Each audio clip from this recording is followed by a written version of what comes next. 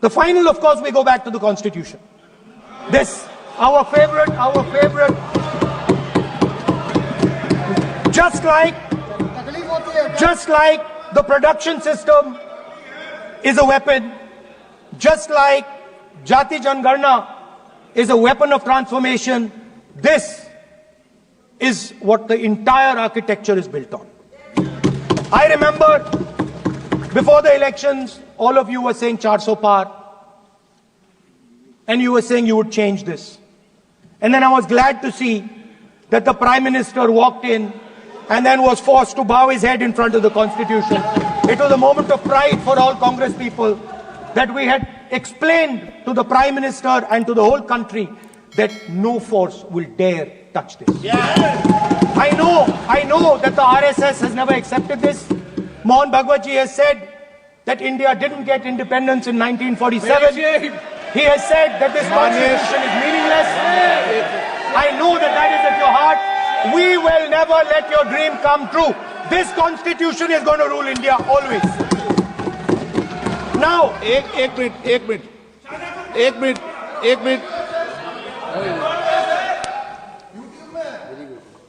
आप प्रतिपक्ष के नेता हैं,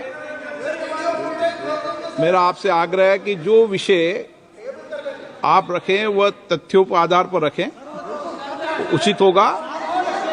मैंने आपको पहले भी कहा, और जो सदन के सदस्य नहीं हैं उनकी चर्चा न करें।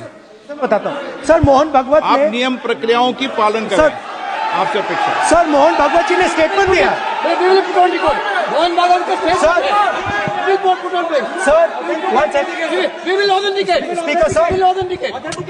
Speaker sir, Mohan Bhagwat ji made a statement saying that India did not receive independence in 1947. It received independence when the Ram Mandir was inaugurated. We will place that on the table. Now, sir, I would like to mention one small thing, but very important thing. Speaker sir,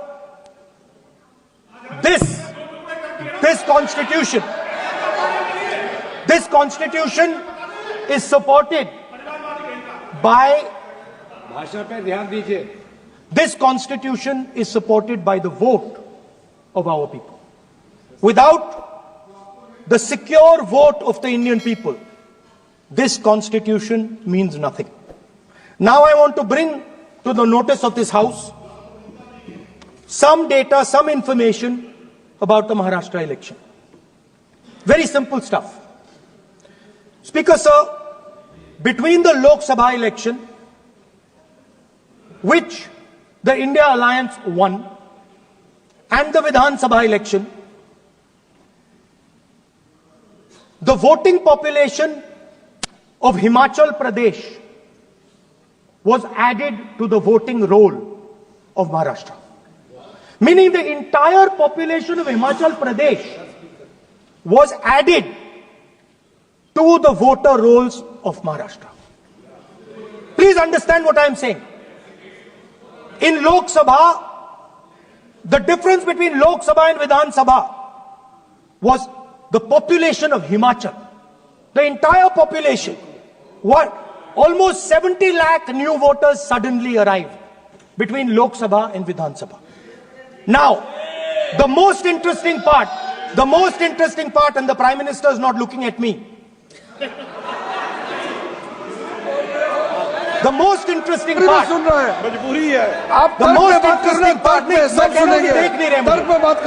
मुंह नीचे कर लिया suddenly. The most interesting part is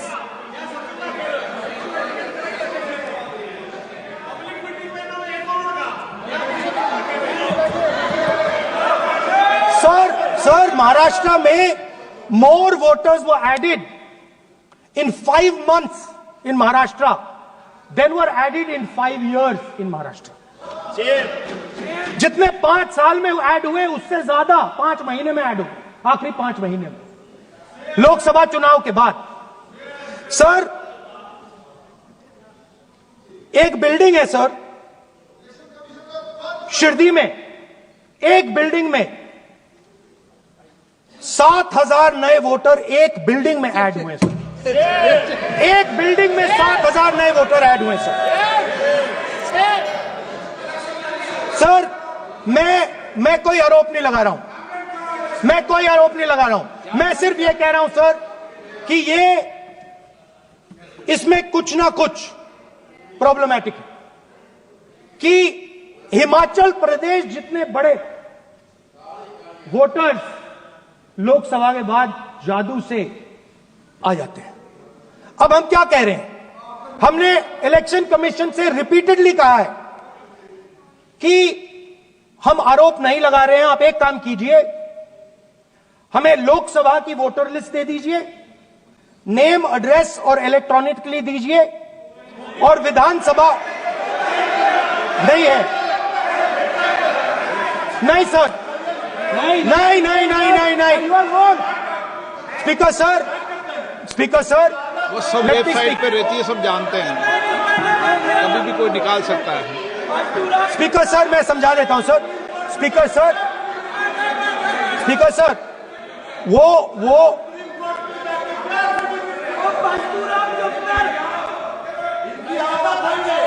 speaker sir, we have asked, speaker sir,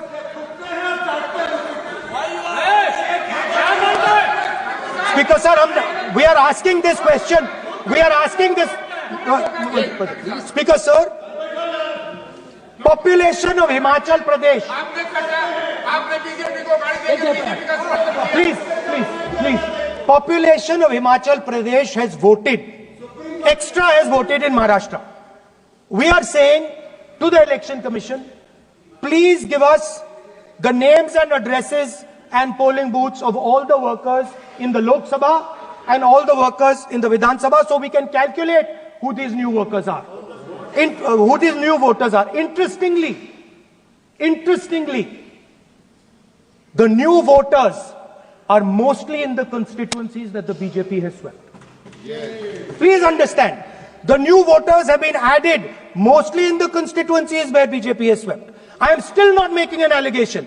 I am saying on the floor of the House that the Election Commission has to give the data of the Maharashtra elections to the Congress Party, to the Shiv Sena and to the NCP, so that we can see exactly where these voters have been added, who has been subtracted, who has been added, where they have been added. This is not a irresponsible request. This is a very simple request for them to fulfill. The reason I am saying this, sir, is because the rules have been changed. This is not just said in isolation. Speaker, sir, the election commissioner used to be chosen by the Prime Minister, Leader of Opposition, and the Chief Justice. Sir, the Chief Justice was removed from that committee. Why? Why? This is the question, sir. This is the question to the Prime Minister. Why was the Chief Justice removed from the committee? Now, in a few days, I am going to go to the meeting. I am going to go to the meeting. There's going to be Mr. Amit Shah and Mr. Modi ji. And there's going to be me. 2-1. Why am I even going to the meeting? What is the purpose of me going to the meeting? I am only going to the meeting to certify what Modi ji and Amit Shah ji are going to say. Right? Whereas if the Chief Justice was there could be a discussion. Chief Justice and Leader of Opposition could say, no, we don't agree. So, there seems to be a calculated strategy. Now, just prior to the Lok Sabha, the election commissioner was changed and 2 new election commissioners were placed. Yes. We know that the election dates were changed. Yes. We know that the elections were postponed. These are facts. These are not things I am inventing. So, in order to safeguard this constitution, the entire opposition requests the data for the Maharashtra election. We request the data and the electoral voter list for Lok Sabha and the corresponding list for Vidhan Sabha. And I am very confident that the Election Commission will not give us this information. Speaker, sir, that is broadly. So the third element of our President's address would be a determined defense of India's institutions, of our democratic system, and a re-look at our entire democratic framework, and the looking again at all the institutions that have been taken away from the people of India. So those would be the type of things that we would say in a presidential address. I'd like to finally say one thing. In the last, थोड़ा बढ़ा देता हूं, अब मैं थोड़ा और खींचूंगा, अब और खींचूंगा थोड़ा, अब और खींचूंगा. So in the last, there is a background, a philosophical background to what I am saying. Essentially, what I am saying to the youngsters of India and to this house is that instead of focusing on multiple things, instead of telling us a laundry list, give us a strategy, give us a vision, make it clear, right? Now, there is a philosophical basis to this. There is even a deep philosophical basis to this. I showed you the picture of Shivji, which you didn't allow me to show. I showed that picture for a reason. What does that picture tell us? If you look at that picture carefully, it tells us focus carefully. Do not get distracted. Do not look here and there. Do the job at hand. So there is a philosophical basis to the speech I have given. I have not told the House and the country that we will do this, and this. This is the philosophy of Shivji. Say what you have to say, but be clear that you're going to do that one thing and don't do 56, 70 different things. So there is a link between our philosophical tradition, our religious tradition, and what I'm saying. And that is what India needs to do. India needs to connect the past, the values of the past. You talk about Sardar Patel ji, but you destroy Sardar Patel ji's values every day. You talk about Ambedkar ji, you destroy his values every day. You talk about Nehru ji. No, you don't talk about Nehru ji. Right? You bow in front of Buddha. You destroy what he says. So the point is, you have to be truthful to what you are. Right? And it is important that when you are giving a way forward to the nation, there is clarity. There is clarity of purpose. There is no hatred. There is no violence. There is no anger. Because these things are destroying our country. So my speech has not been angry, has not been nasty. My speech has been very polite, very kind, and I thank the Prime Minister for coming and listening to it. Man